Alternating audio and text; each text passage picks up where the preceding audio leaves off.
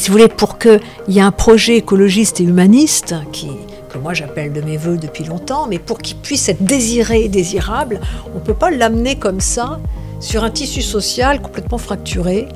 Et donc du coup, il y a l'idée de la convivialité, du désir de vivre ensemble et aussi de cette énergie à retrouver qui est indispensable à une démocratie saine. Une énergie non pathologique. Parce que l'extrême droite, il y a de l'énergie, puisque les populistes de droite savent très très bien jouer la comédie de la proximité avec « je suis comme vous vous sentez pas important », les gens se sentent importants avec ces chefs qui miment la puissance et la désinhibition, puis ils les amènent à justement désigner des coupables, ou du moins ça soulage les individus, du moins pour un temps, mais donc ils ont l'énergie, alors que du côté des progressistes, on va le dire, ou des gens qui sont plus humanistes, on a l'impression qu'ils sont sidérés, éteints. Or justement, il y a pourtant des forces de vie à réveiller, et quand on assume sa vulnérabilité, sa finitude, et même son sentiment d'être dépassé par les événements, parce qu'on l'est tous, hein. Les guerres aujourd'hui, le réchauffement climatique, c'est trop grand pour nous, et bien justement, c'est pas quelque chose qui conduit au néant. Ça peut paradoxalement réveiller notre puissance d'agir, mais ensemble.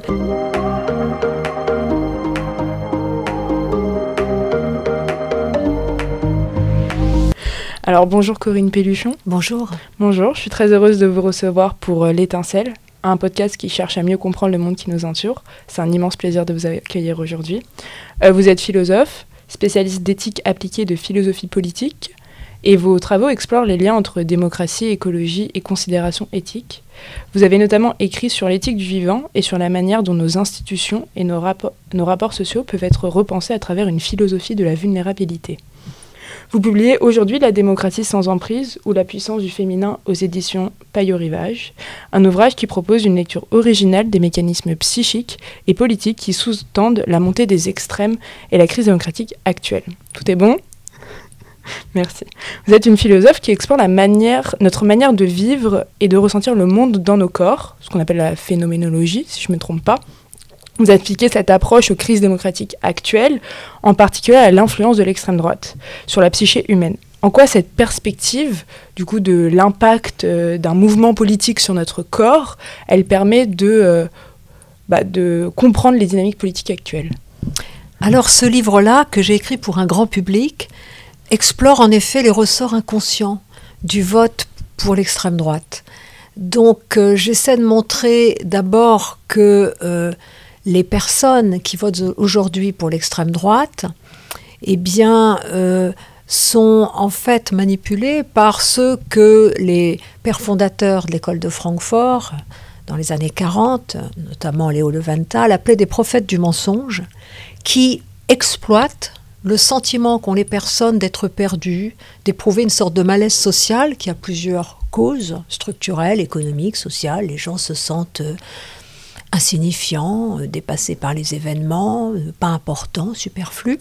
Et les prophètes du mensonge exploitent ce malaise en détournant l'attention des personnes de la recherche des causes vers la désignation de coupables qui sont jugés responsables de tous les maux, et en déchargeant leur agressivité sur ces groupes, ces boucs émissaires, les personnes ont l'impression de se soulager momentanément.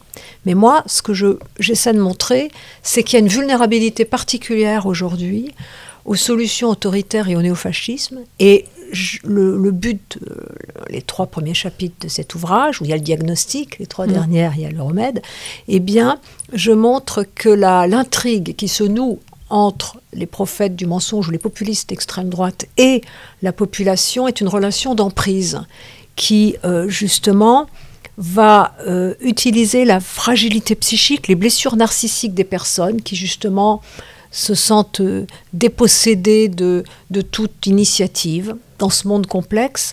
Et au lieu de reconnaître leur vulnérabilité, eh bien, ces discours-là qui font à croire que on est supérieur aux autres nations, qu'on participe à quelque chose de grandiose, permettent de transmuer son sentiment d'impuissance en toute puissance. Donc je montre que cette blessure narcissique, finalement, font qu'on va être pris dans une séduction qui est finalement une domination, une soudure narcissique qui conduit à un rapport paranoïaque au monde et à perdre le rapport au réel, à toujours être dans une sorte de violence. Donc je fais le portrait un peu des personnes qui soumettent les autres dans une relation d'emprise. J'en fais une sorte d'idéal type pour décrire ces invariants et je crois qu'on peut transférer la réflexion sur l'emprise à la politique. Et du coup, par exemple, l'emprise, c'est un énorme concept dans cet ouvrage. Et dans votre analyse de la relation entre du coup, les électeurs d'extrême droite et les chefs dirigeants d'extrême droite, comment est-ce que vous définissez l'emprise et en quoi cette relation elle est spécifique à l'extrême droite ? Ah oui, alors c'est vrai que souvent on a noté à juste titre qu'il y avait une fascination quasi hypnotique des personnes pour des chefs populistes de gauche ou d'extrême gauche, c'est vrai. C'est par exemple Tchakotine, donc, qui avait... Oui, tout à fait, et c'est tout à fait juste. Moi, ce que j'essaie de montrer la distinction entre l'extrême droite et l'extrême gauche, il y en a pas mal, mais surtout, si vous voulez, dans l'extrême gauche, il y a une sorte il y a une base intellectuelle qui peut conduire les populistes de gauche à être dogmatiques, voire violents, à imposer par tous les moyens leur conception de la justice, mais il n'y a pas ce vide. Alors que, justement, chez les populistes d'extrême droite, qui jouent la carte de l'identification avec le pauvre, avec l'individu moyen, qui est un peu perdu dans ce monde, eh bien, il y a un vide. Et ils font flèche de tout bois. Ils recyclent tout un tas de notions. Ils sont d'ailleurs champions dans la manière de tordre le langage, de recycler les discours. Mais il y a quand même aussi un invariant qui est la haine. Le besoin d'écraser les autres et de désigner un gibier à chasser qui incarne un déclassement et qui va permettre justement aux personnes qui se sentent aujourd'hui perdues et qui ont la hantise d'être déclassées, eh bien, de décharger leur agressivité envers des êtres qui sont encore plus déclassés qu'eux. Donc, c'est vraiment la soudure narcissique est assez spécifique. Et les étapes de l'emprise, c'est la séduction, la manipulation, la domination. Alors, il y a effectivement toujours ça dans la fascination hypnotique qu'exercent des leaders. Mais là, il y a ce vide, et puis le fascisme est une réaction irrationnelle à des frustrations. Et c'est vraiment ça, c'est cette blessure narcissique et ce sentiment de n'être rien qui va... et d'étrangler en soi aussi le bien. Mais moi, donc, je montre, c'est vraiment l'idée parce que c'est un livre sur la démocratie et sur l'amour, en fait. Et les deux exigent que l'on dépasse notre narcissisme. Parce que le nationalisme, c'est un délire à plusieurs, un narcissisme collectif. Et moi, ce que je montre, sans juger les personnes qui votent sur l'extrême droite, parce que le but, c'est de leur donner des clés pour mieux savoir ce qui les amène à ceci, cela, et peut-être se garder de cette manipulation, eh bien, je montre que cette emprise, elle va conduire à perdre tout rapport au réel, et finalement, elle va amener de plus en plus de violence et de destruction, parce que les personnes, et la différence entre extrême gauche et extrême droite, c'est que les personnes qui sont des chefs populistes de droite, n'ont pas de programme politique, socio-économique très précis. Ils changent souvent, ils s'adaptent aux personnes, donc il y a cette séduction, et tout leur discours, il faut le lire non pas dans son contenu manifeste, mais dans son contenu latent, qui s'adresse à l'inconscient et qui vise à faire ressurgir des instincts sadiques et des interdits refoulés, et qui permettront aux personnes justement de commuer leur impuissance, leur vulnérabilité en toute puissance. Donc c'est vraiment le cœur des choses, c'est que si on veut préserver la démocratie, il y a tout un tas de choses que j'énumère aussi au niveau des dispositions morales à acquérir, au niveau des institutions, etc. Mais il y a aussi une maturité spécifique à avoir, qui n'est pas celle seulement dont parlait Kant, être éclairé, exercer son jugement, mais connaître aussi les ressorts inconscients de la manipulation politique et traverser ces émotions négatives pour ne pas être happé par elles, ne voir le monde à travers cela et à travers les discours sûrs qui sont colportés par les populistes de droite qui vont sans cesse attiser, non pas créer le malaise social, qui est d'ailleurs un terme qui est vague, qui signifie qu'il y a plusieurs causes du mal-être, mais qu'on ne repère pas bien ces causes.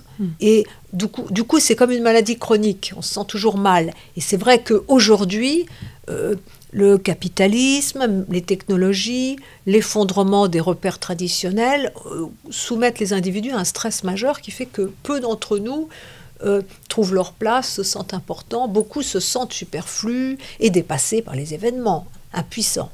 Et donc, les prophètes du mensonge sont ceux qui vont utiliser ça et figer le malaise pour le diriger en disant, ben voilà, c'est ça la cause, c'est ces personnes la cause, c'est ceux qui profitent du système, qu'ils soient pauvres ou qu'ils appartiennent aux élites, et ils vont pousser les gens à finalement faire ressurgir tous ces désirs refoulés et les amener à une sorte de folie. C'est ça qui explique les raisons pour lesquelles plus les nationalistes de droite sont désinhibés ou violents, plus ça marche. Puisque il ne faut pas voir les raisons, ce n'est pas des motivations. L'adhésion à l'extrême droite, et ça Adorno l'avait déjà dit, ce n'est pas lié au statut social, à la misère économique, ça peut jouer bien sûr, ou au niveau d'études. C'est la perte d'un rapport au monde signifiant. C'est le sentiment de plus faire l'expérience du monde. C'est ça qui rend si vulnérable à ces discours sûrs, colportés, qui entraînent les personnes et qui leur font croire que le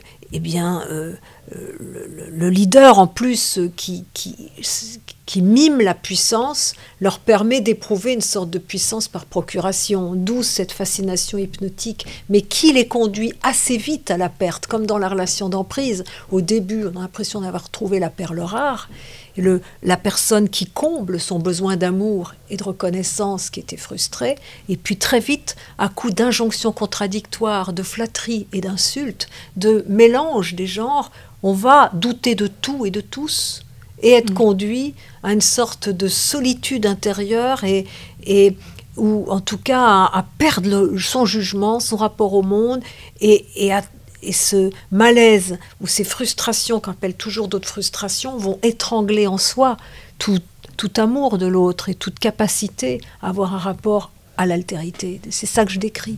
Et justement, une des blessures narcissiques que vous mentionnez beaucoup, c'est le refus de la finitude. C'est-à-dire je pense que blessure narcissique, c'est par rapport à Freud, non, que vous mentionnez, c'est les 3 blessures narcissiques qu'identifie Freud. Oui, alors il y a 2 choses.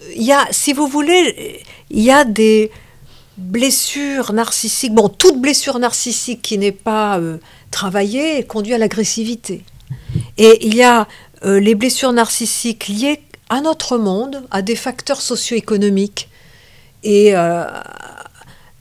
ça, j'en ai parlé tout à l'heure, beaucoup de personnes aujourd'hui ont le sentiment d'être jetables et substituables, et dépassées par les événements, et impuissants, devant aussi le réchauffement climatique, les bouleversements géopolitiques. Bon. Du coup, ça, c'est une fragilité spécifique des êtres humains actuels, et peut-être aussi du XXe siècle,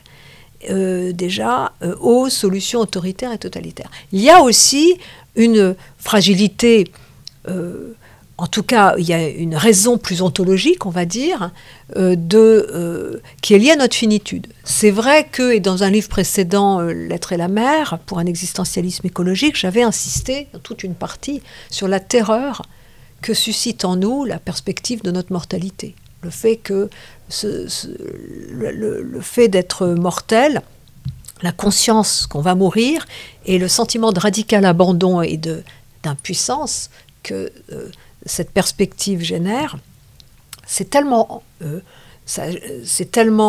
terrible que nous réprimons cela. Et les stratégies de défense mises en œuvre par les individus qui cherchent à se sauver finalement, c'est souvent le présentisme, l'addiction à la consommation, mais également la polarisation, le fait d'éteindre ses doutes en les remplaçant par des certitudes figées, et le fait de suivre un leader charismatique qui fait à croire qu'on participe à une expérience grandiose, qu'on va baptiser le monde et qu'on sort justement de ce sentiment d'impuissance. Encore une fois, c'est cette manière de commuer son sentiment d'impuissance en toute puissance. Donc, mais je crois qu'il y a les deux. Mais c'est vrai que nous sommes à une période où la religion n'apaise plus, pour beaucoup d'entre nous, cette terreur de la mort. Mais je crois vraiment, et dans ce livre, j'insiste surtout sur les multiples causes qui font que chacun d'entre nous, et quel que soit son niveau d'études et son niveau économique, peut avoir le sentiment de n'être rien, d'être substituable, remplaçable, dépassé, et que c'est cela, cette fragilité psychique, qui fait que des individus peuvent justement être séduits par des êtres qui vont amener un pays à la catastrophe, parce qu'ils n'ont pas de projet. Et surtout, et là j'introduis la notion de perversion narcissique, qui n'était pas très appréciée par les psychiatres pendant longtemps, mais qu'un Cracamier avait forgé dans les années 80, et qui est déjà, j'ai dit que l'agressivité, le narcissisme, quand il n'est pas dépassé, génère l'agressivité envers autrui.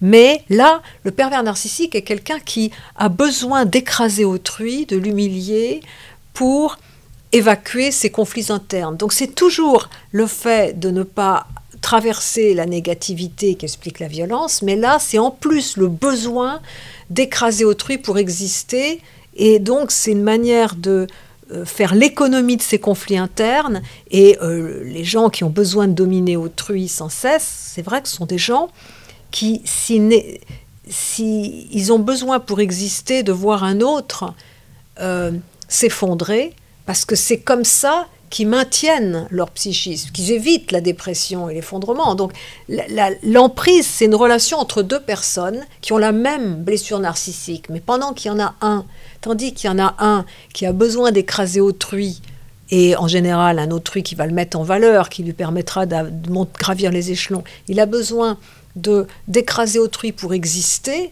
et d'écraser encore plus autrui, de le manipuler, de le conduire à ceci, cela, de le rendre fou. L'autre, il est empêché de s'exprimer, et c'est son besoin d'amour et de reconnaissance, un besoin très légitime, qui l'a rendu si vulnérable à des flatteries, à cette espèce de comédie de l'amour que jouent les manipulateurs. Et donc c'est une relation, en fait c'est un lien qui commence au départ par comme une sorte de passion, parce qu'on est flatté, ça touche ce besoin de reconnaissance et d'amour, et puis les manipulateurs savent exactement ce qu'il faut dire aux personnes pour leur plaire, notamment inconsciemment, mais en fait, cette relation d'emblée de la domination, cette séduction était d'emblée, non pas pour les personnes, pour le peuple, mais pour conduire un projet, pour avoir de la puissance et toujours plus de puissance. Et quelqu'un qui n'a pas de projet, mais qui veut maintenir le pouvoir à tout prix, mais il est amené, pour le conserver, à éliminer les meilleurs, à n'avoir que des flatteurs autour de lui, et il conduit aussi à la guerre, parce qu'évidemment, quand on divise une nation, etc. Donc c'est ça que j'ai voulu montrer. J'ai remarqué dans le livre que vous mobilisez beaucoup les travaux de Simone Weil, de Hannah Arendt. Je me suis demandé comment est-ce qu'elles influencent votre réflexion, parce que par exemple les travaux de Hannah Arendt sur le totalitarisme font notamment écho à la situation face à l'extrême droite, mais aussi sur la démocratie. Est-ce qu'on peut considérer que Hannah Arendt et Simone Weil peuvent être toujours réactualisés ou pas ?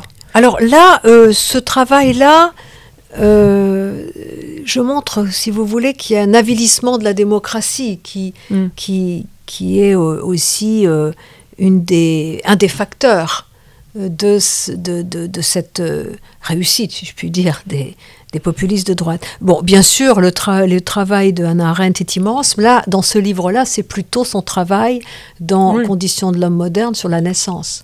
Ce qui m'a inspiré ici, et là c'est la deuxième idée forte de ce livre, c'est ce que j'appelle la puissance du féminin, qui ne se limite pas aux femmes, qui est une potentialité de l'humain qui s'adresse aux femmes comme aux hommes et qui est liée à la gratitude à l'égard du donné, à l'égard d'un monde qui accueille des êtres toujours nouveaux et différents, parce que ce sont des êtres engendrés, et chacun connaît l'importance qu'a pour Hannah Arendt la naissance, le fait d'être né, qui souligne la singularité de chacun et la pluralité. Et la démocratie est le seul régime qui est accueillant à cette condition humaine, cette condition d'être engendré, d'être toujours nouveau, différent, alors que le totalitarisme voudrait penser l'humanité comme une sorte de masse, en tout cas un être comme une humanité homogène. Pardon. Et donc cette gratitude pour le donner, on trouve ce texte-là en guise de conclusion, après les 3 volumes de Les origines du totalitarisme, elle écrit que la modernité a le choix entre le ressentiment et la gratitude. Et la gratitude, c'est la gratitude pour le donner et la naissance finalement. Et moi, ce que je montre, c'est que la puissance du féminin, la puissance, c'est pas la force. D'abord, c'est la potentia, la capacité d'agir. C'est pas la potestas, les institutions, parce que la démocratie vit toujours de cette tension entre le pouvoir instituant du peuple, son désir aussi de vivre ensemble, qu'il faut nourrir, et les structures hiérarchiques de pouvoir. C'est toujours un travail à faire, de faire en sorte que le pouvoir ne recouvre pas la souveraineté du peuple. Mais la puissance, c'est également la puissance de chacun d'entre nous, le fait d'exprimer sa créativité, et ça s'oppose à la force qui est toujours un empire et une emprise. L'empire de la force est une emprise, c'est-à-dire que la force, c'est vraiment justement la domination. Et moi, ce que je montre, c'est que justement, non seulement il importe pour préserver la démocratie de repérer les ressorts inconscients qui nous rendent fragiles à ces manipulations de toutes sortes, mais de plus, il est très important de réveiller ou d'éveiller en nous cet amour du monde, d'un monde accueillant la diversité. Et pourquoi je l'appelle féminin, alors qu'il ne s'agit ni d'essentialiser, ni de clichés essentialistes sur ce que devraient être les femmes compte tenu de leurs caractéristiques biologiques et des rôles sociaux auxquels on les assigne. C'est pas non plus seulement une construction sociale, c'est parce que les femmes peuvent difficilement se séparer elles-mêmes de leur condition corporelle à laquelle on les renvoie, et surtout parce que au fil du temps, et c'est le féminisme, et même encore aujourd'hui, elles doivent faire face à des situations toujours un peu de domination, et même dans nos pays où beaucoup de choses ont été acquises, eh bien, il reste quand même du travail, pas seulement pour l'égalité des salaires, mais pour se faire reconnaître.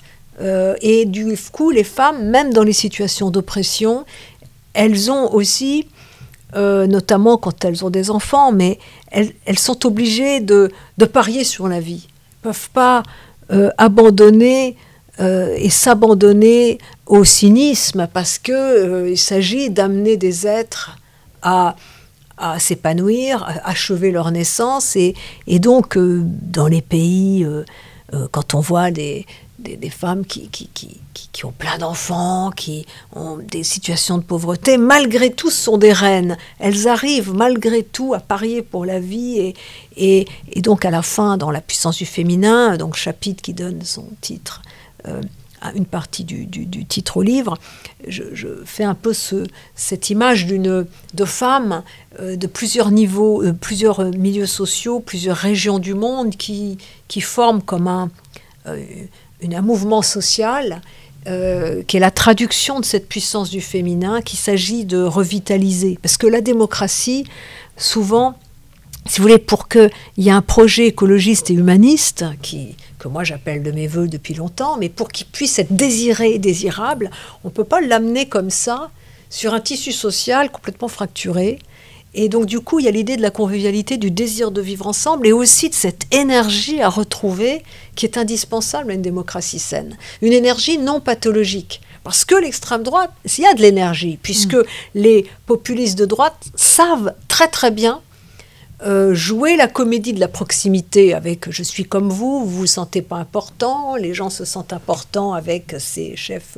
qui miment la puissance et la désinhibition, puis ils les amènent à justement désigner des coupables, ou du moins ça soulage les individus, du moins pour un temps, mais donc ils ont l'énergie, alors que du côté des progressistes, on va le dire, ou des gens qui sont plus humanistes, on a l'impression qu'ils sont sidérés, éteints. Or justement, il y a pourtant des forces de vie à réveiller, et quand on assume sa vulnérabilité, sa finitude, et même son sentiment d'être dépassé par les événements, parce qu'on l'est tous, hein.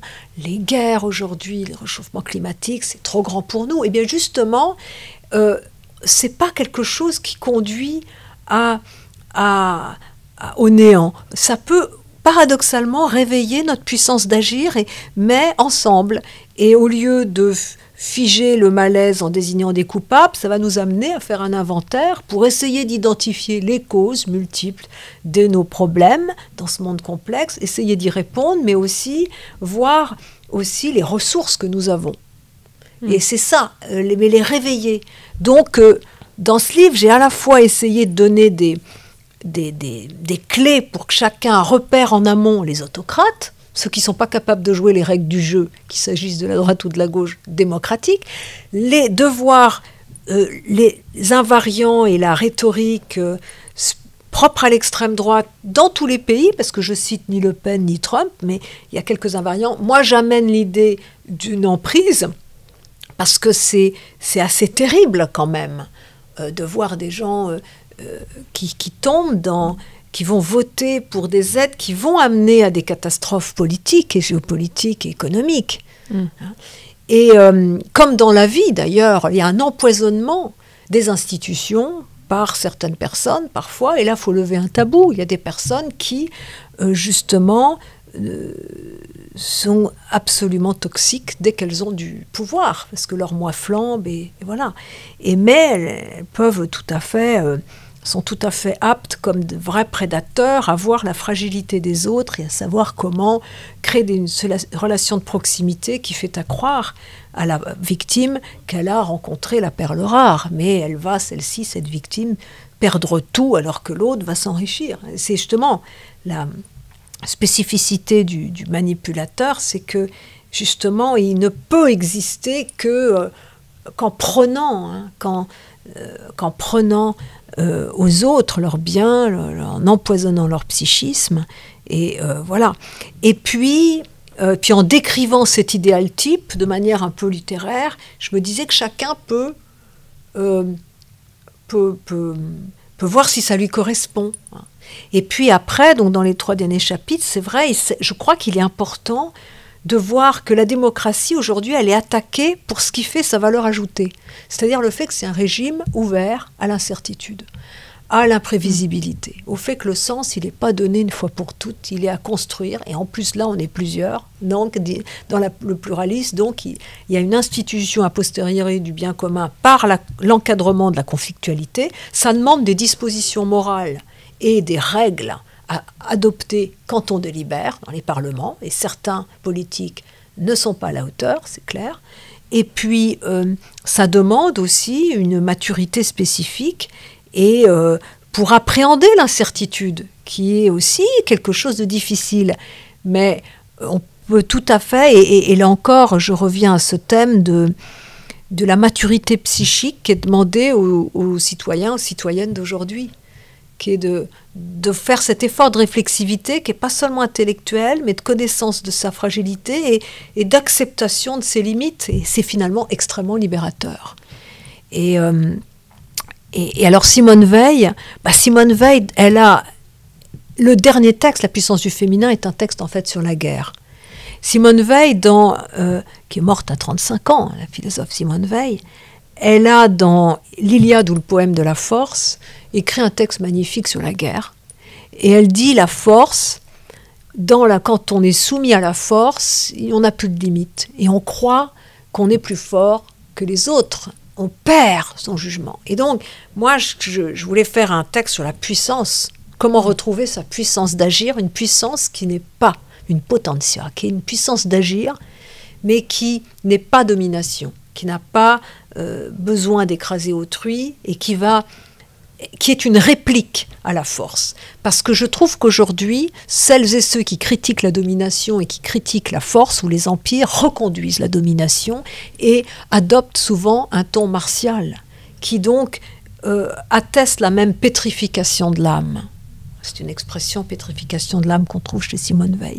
Donc moi, mon effort, c'était comment réveiller une puissance qui n'est pas la force ni la domination, et qui n'est pas contre le pouvoir, les instances hiérarchiques, mais qui doit quand même être un contre-pouvoir.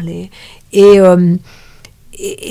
c'est vrai que Simone Veil j'aime beaucoup, je trouve que c'est quelqu'un qui a de l'incandescence, comme Hannah Arendt. Et l'incandescence, qui est un mot assez important, une notion assez importante dans ce livre, c'est brûler, enfin plutôt c'est une lumière qui se diffuse sans se consumer. Alors que l'énergie liée au narcissisme est une énergie qui se consume et qui détruit. Donc il y a vraiment l'idée, vous voyez, d'une énergie non pathologique.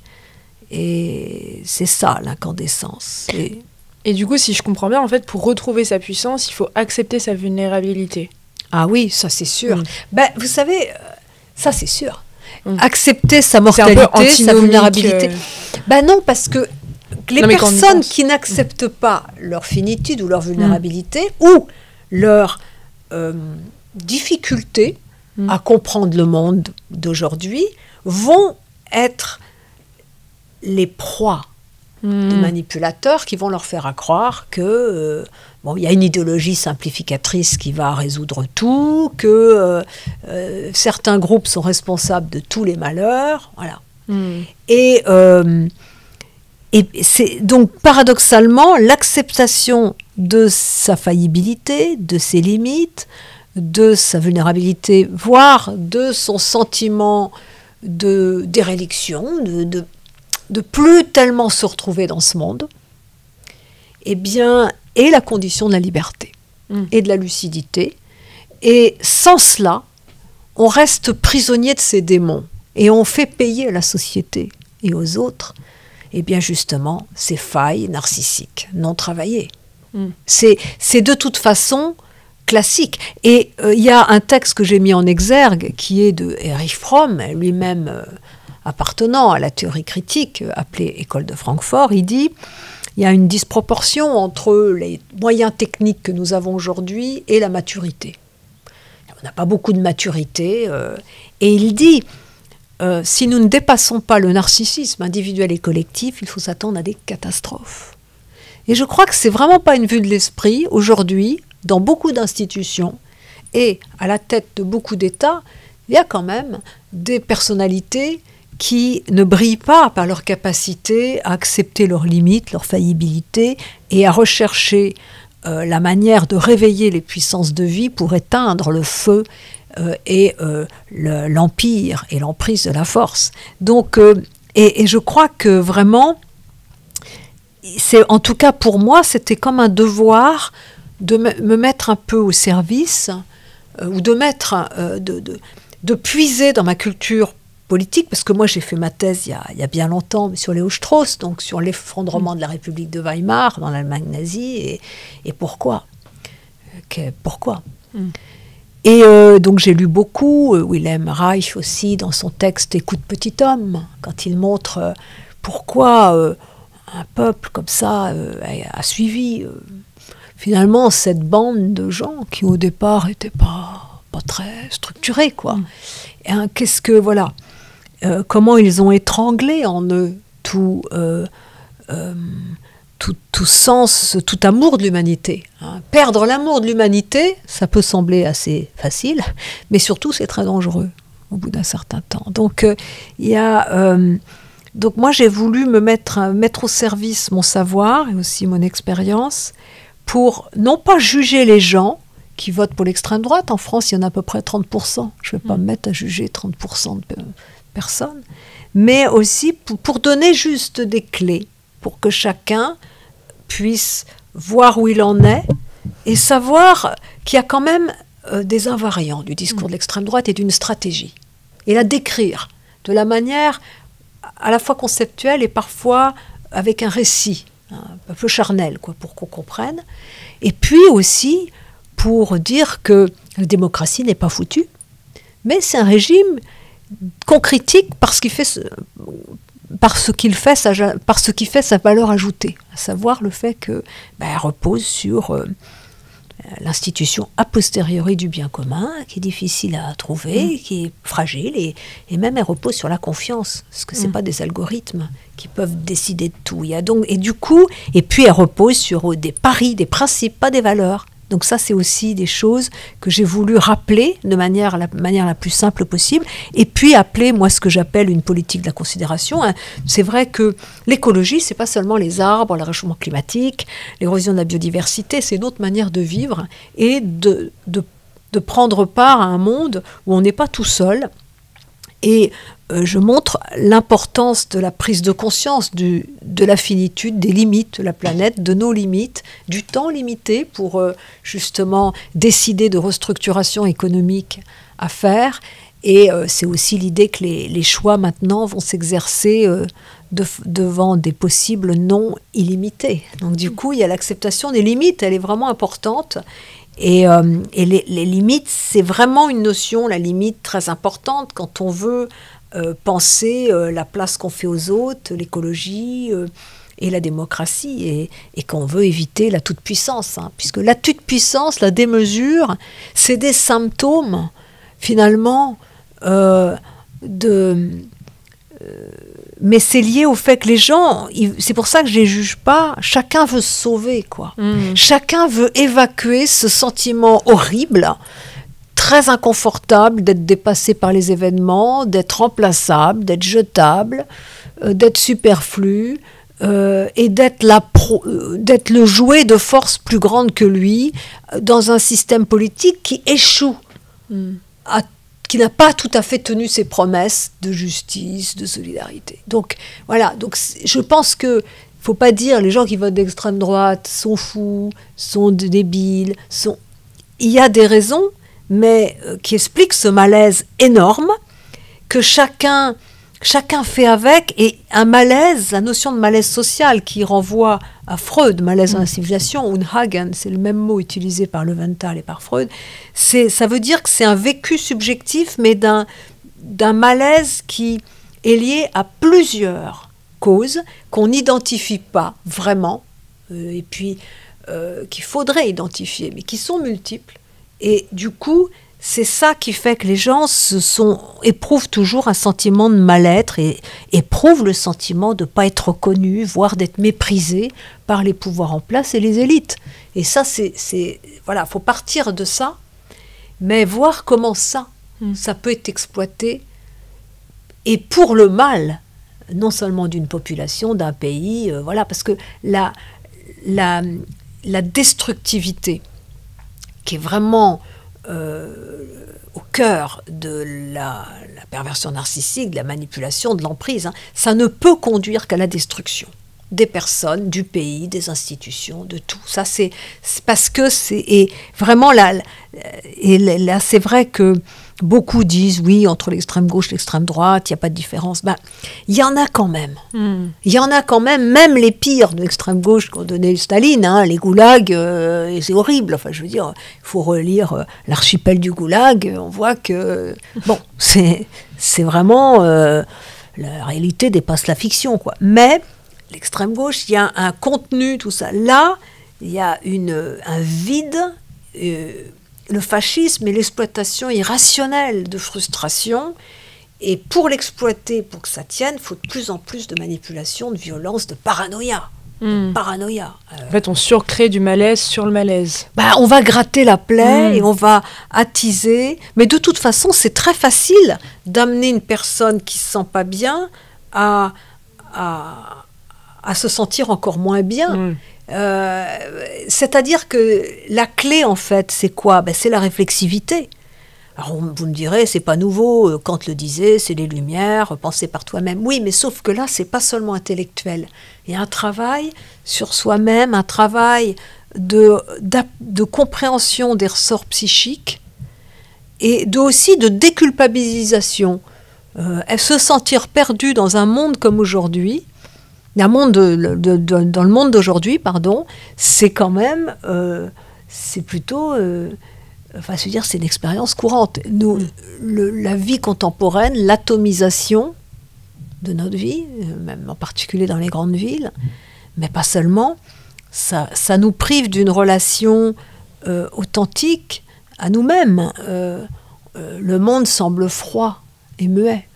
Et sans parler de l'accélération, de plus en plus de mails, plus en plus de produits, plus en plus... Bon, ce monde semble fou et on a l'impression qu'on nous vole aussi notre temps et une part de nos vies. Donc ceux qui en plus n'ont pas de compensation et n'ont pas de gratification liée à la reconnaissance sociale ou à la créativité ou à la famille, et force est de constater que dans notre monde, la famille, elle est un peu fragile. Le travail, il y a des gens qui ont eu un travail pendant des années qui se retrouvent au chômage à 50 ans. Donc les choses sont pas définitives aujourd'hui.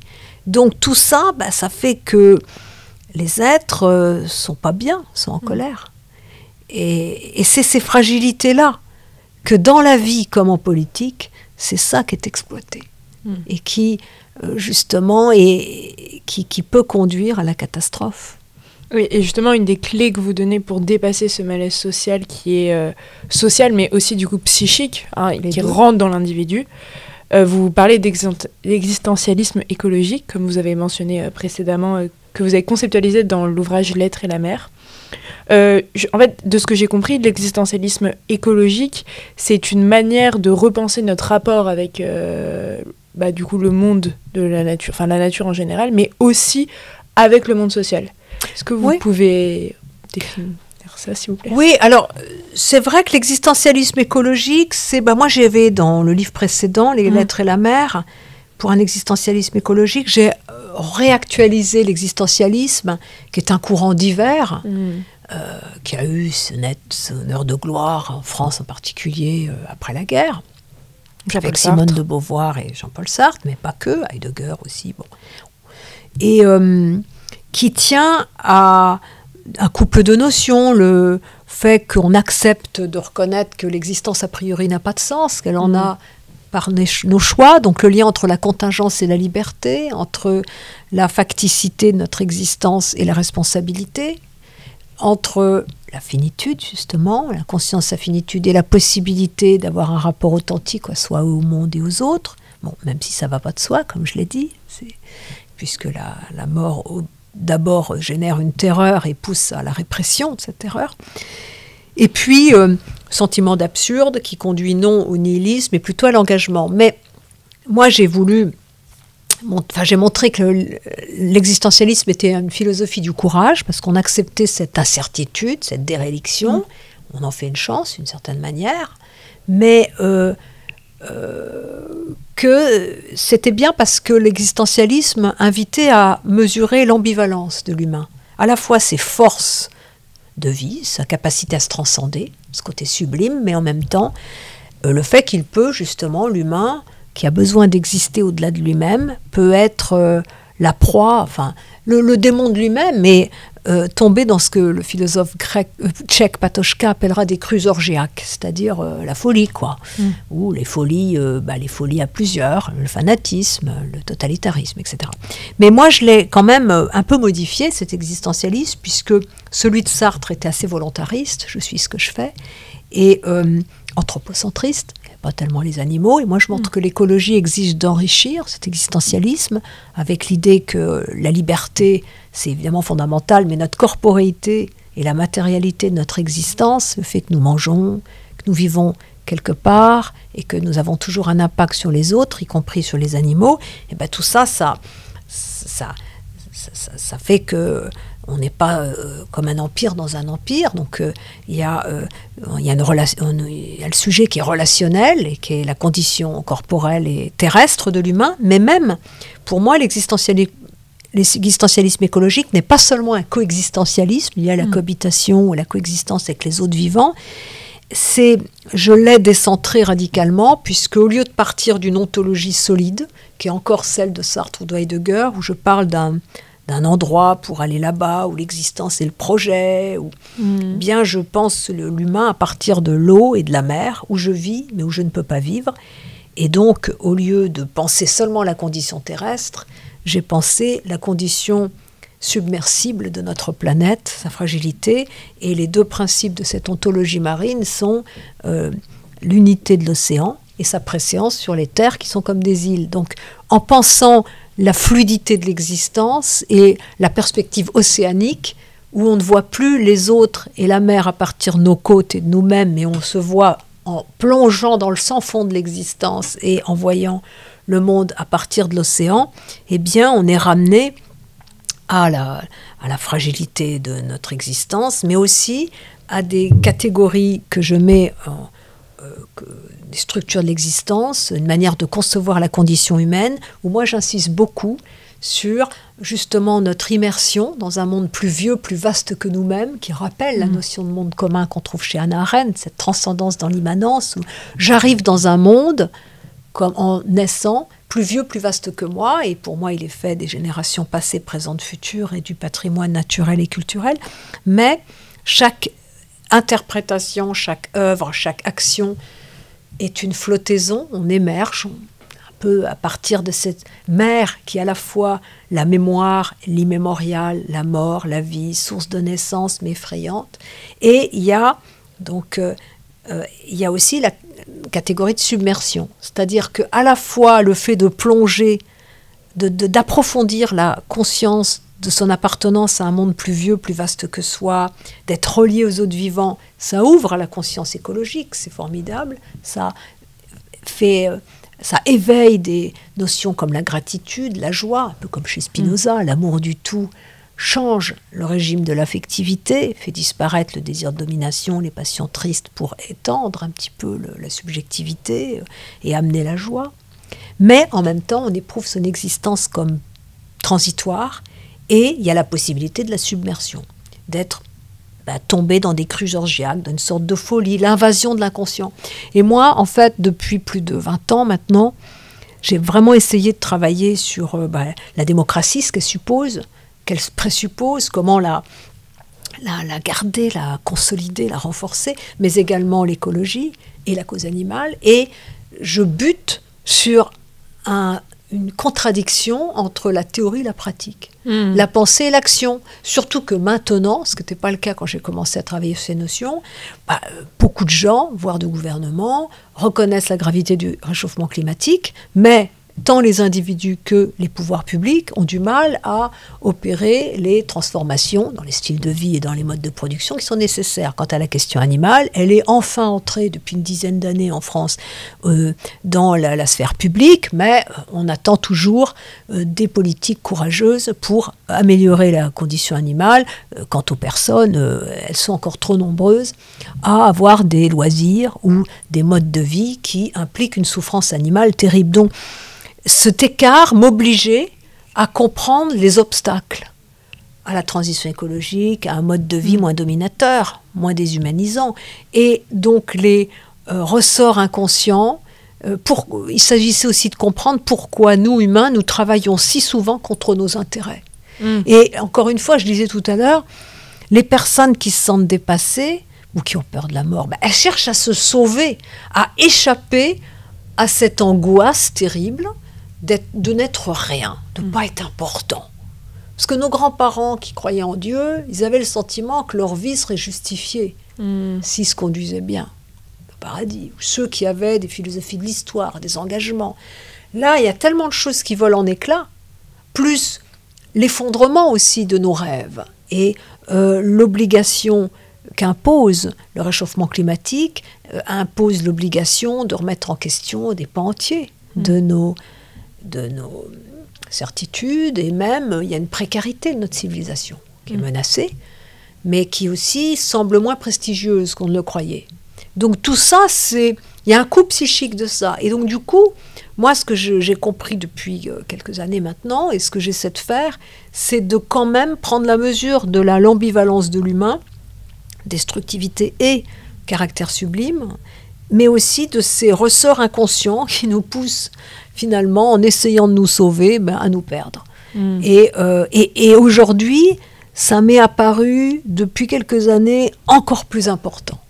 Et j'ai vu aussi, parce que j'ai pas mal voyagé ces dernières années, j'ai même vécu à l'étranger en Allemagne presque 2 ans, j'ai vu aussi des institutions saines être empoisonnées par des poisons toxiques, par des personnes qui finalement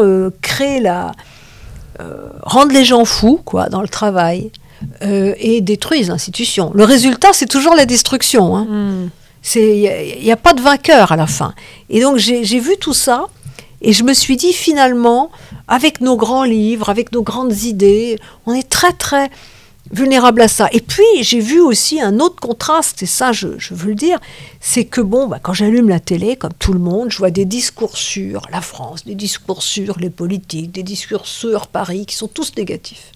Et quand je voyage ou quand je vais à la rencontre du public, donc je parle dans le train ou avec les gens, là j'étais à Toulon il n'y a pas longtemps, et il y avait des artistes qui avaient parlé avec des enfants, des ados, des personnes âgées, qui avaient restitué tout un tas de choses, leurs paroles, eh bien je vois un désir de convivialité, un désir d'écologie, un vœu de vivre autrement, qui va complètement dans le sens de moi, de ce que je fais.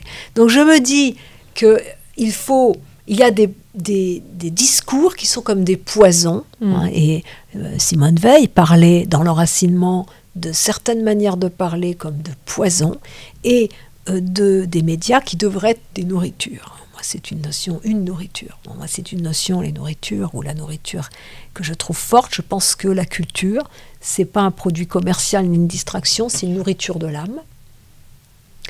Les médias devraient aussi. Mais il y a des poisons. Et aujourd'hui, je trouve que pourquoi écrit-on aujourd'hui ? Aussi, et surtout quand on fait un livre pour un grand public, ce que j'ai fait, ce qui n'est pas facile, eh bien, c'est pour justement qu'il y a autre chose que des poisons, qui font croire aux gens qui sont nuls, que le monde est nul, que l'humanité est nulle, et que la guerre est notre avenir. Voilà. Donc moi, j'amène autre chose, mais je ne dis pas que tout est beau, et que nous allons vivre comme les bergers d'Arcadie dans un monde où nous embrasserons tous. Mais non, il y a une destructivité de l'humain, il y a des défis colossaux à relever, il y a des renoncements dont il faudrait déjà parler pour pas qu'ils soient imposés aux plus fragiles. C'est ça l'écologie, c'est ça la prise en compte de la possibilité de l'effondrement, et ça, en tant qu'écologiste, ça a longtemps que je le dis, mais j'essaie d'amener autre chose, et je crois que c'est le rôle de la philosophie et de la culture aussi. De faire entendre par ce biais-là autre chose que des poisons qui intoxiquent le psychisme et qui font qu'on va figer nos malaises et que nos émotions négatives vont devenir ce qui va nous emprisonner, nous conduire à des plaintes toujours plus grandes, à un sentiment toujours plus grand d'être mal et d'être nul, et qui vont nous conduire à une relation paranoïaque au monde. Et justement, la démocratie est quand même la forme politique la plus adaptée à surpasser ça, non ? La démocratie est la réponse à la pluralité et au fait que l'humain doit achever sa naissance, doit être éducable, et que personne ne peut avoir le point de vue de Dieu et savoir pour tout le monde ce qu'il faut faire et en se mettant en dehors du monde. Donc il faut plutôt un universalisme, c'est-à-dire des points communs entre nous, mais latéral, comme disait Merleau-Ponty. Chacun prélève un fragment du monde, et lève un voile, une couche du vécu, un voile sur le réel, et cette multiplication des perspectives que la culture d'ailleurs a pour vocation à mettre en œuvre, à montrer, eh bien, c'est ça qui permet de s'orienter à peu près dans le monde, en rendant hommage à la complexité de l'humain et du notre monde. Donc c'est une... Alors ensuite, cette démocratie-là, elle demande beaucoup. de chacun d'entre nous. Parce qu'elle demande une maturité, comme je disais, et une maturité qui consiste aussi à une maturité psychique et affective, qui suppose qu'on dépasse cette fragilité psychique, ce narcissisme. Et c'est très dur, pourquoi ? Parce que dès l'éducation, j'allais dire dès le berceau, j'exagère peut-être, mais dès les premières classes, jusqu'à l'agrégation, en passant par toutes les sphères de la société, le travail, l'université, c'est la compétition effrénée. C'est l'opposition à autrui, c'est la domination. Et d'ailleurs, vous verrez, et vous voyez déjà, que pour réussir, beaucoup, c'est quoi ? C'est des qualités, des traits moraux de domination, c'est ça qui est mis en valeur. Mais ça nous conduit dans le mur, en particulier aujourd'hui. Et donc du coup, c'est vrai qu'il y a tout un travail, il y a des chantiers énormes, et je vais m'atteler dans les années qui viennent, je vais ouvrir un nouveau cycle de travaux, puisque Lumière à l'âge du vivant, publié en 2021, avait clos un ensemble, L'être et la mer a ajouté quelque chose. Moi, j'ai toujours de temps en temps, j'arrête mes travaux académiques pour faire des livres plus grand public, comme le Manifeste animaliste, ou comme celui-ci, La démocratie sans emprise. Mais là, je vais ouvrir un chantier justement sur l'éducation, mais au sens fort du terme, sur la culture, sur une éducation et une culture. Comme disait Adorno dans Erziehung nach Auschwitz, l'éducation après Auschwitz, la première exigence de la culture, de l'éducation, c'est de faire en sorte qu'Auschwitz ne revienne pas. Auschwitz étant à la fois quelque chose qui a existé et le schème un peu de la barbarie. Mais d'une barbarie qui est possible aujourd'hui. Voilà. Moi, c'est ça ce dont j'ai conscience. Mais plutôt que de dire aux gens, voilà, c'est terrible ce qui va arriver, ça va être horrible, on va tous mourir, on va tous finir dans des camps. Je dis que c'est pas trop tard. La démocratie, elle n'est pas foutue. Il faut arrêter d'écouter tous ceux qui disent qu'elle est foutue, qu'elle ne peut pas répondre à la justice sociale ni à l'écologie. Si. Mais, et c'est pas vrai que l'extrême droite, c'est une fatalité pour 2027. C'est pas vrai. Mais si on continue comme ça, oui, et si aussi on ne comprend pas ce qui pousse des gens qui ne sont pas forcément mauvais, qui ne sont pas idiots, et qui ne sont pas forcément pauvres, à voter pour l'extrême droite, on n'arrivera pas à désamorcer ça. Alors évidemment, un livre, ce n'est pas très puissant, enfin ça pourrait être puissant, mais on est aujourd'hui dans ce monde-là où il y a une culture de masse, où il y a aussi un relativisme, tout est mis au même niveau, il est difficile de faire entendre sa voix. Et souvent, je le disais tout à l'heure, quand on allume sa télévision, on voit des êtres très dogmatiques qui disent qu'ils ont compris tout le monde, qu'ils ont compris la vie, qui vous l'expliquent, et qui assènent des vérités très angoissantes, très négatives, qui donnent des bons points et des mauvais points, qui jugent sans cesse. Et je pense que ça a un impact très négatif sur chacun. Et c'est ça, moi j'essaie d'amener une autre voie, et c'est vrai que la question du style, ou comment on parle, comment on écrit, pourquoi on écrit et comment, c'est des questions aujourd'hui qui s'imposent à moi de manière quasi quotidienne, obsessionnelle, quoi. Je pense que, moi j'ai pas, quand j'étais plus jeune, il fallait que j'ai un poste, etc. Bon, là maintenant, à 57 ans, il y a des choses qui sont faites, mais je me suis dit, je peux pas seulement écrire, pour mes pairs, ou même un peu plus, mais là, il y a peut-être quelque chose à dire, et donc je l'ai dit, et j'espère que ça sera entendu, parce que le monde dans lequel on est angoissant, et je crois qu'on a encore une fenêtre pour agir et éviter des catastrophes politiques et écologiques, bien sûr. Merci beaucoup, Corinne Pelluchon. Je vous invite tous à lire La démocratie sans emprise ou La puissance du féminin. Merci beaucoup.